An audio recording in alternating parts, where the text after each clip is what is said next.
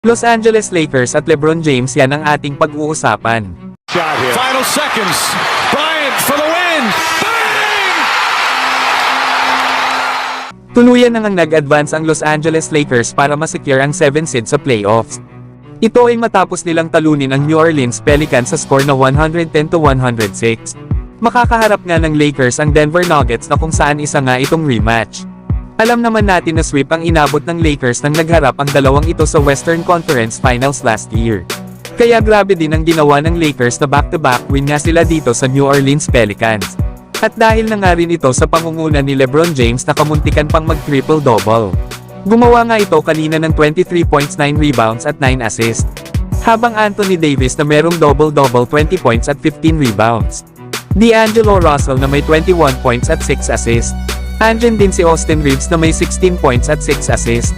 Bagamat nag-step up kanina itong si Zion Williamson, ay kulang pa rin ang kanyang ginawa para talunin ang Lakers. Gumawa kasi ito ng monster performance na 40 points at 11 rebounds. Pero na-injured naman ito sa last 3 minutes ng fourth quarter matapos niyang maitabla sa 95 ang score. Napag-alaman nga na nagtamo daw ito ng isang left leg soreness. Kaya sayang talaga ang pagkakataon na yun para kay Zion na makuha ang panalo laban sa Lakers. Samantalang LeBron James pinuri pa rin ang pagiging competitive ng kupunan ng New Orleans Pelicans. Kaya good win daw ito para sa kanilang kupunan. Pero nang matanong naman si LeBron patungkol sa kanilang first round matchup laban sa Denver Nuggets, sinabi naman ni LeBron na alam naman daw nila kung gaano kahirap kalaban ng isang defending champion. Kaya titibayan daw ng Lakers ang kanilang magiging laban dito sa Denver Nuggets.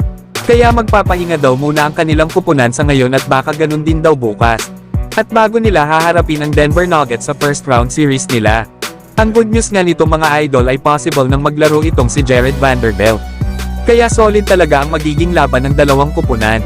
Pero kayo mga idol, kanino kayo sa magiging laban ng Los Angeles Lakers at Denver Nuggets?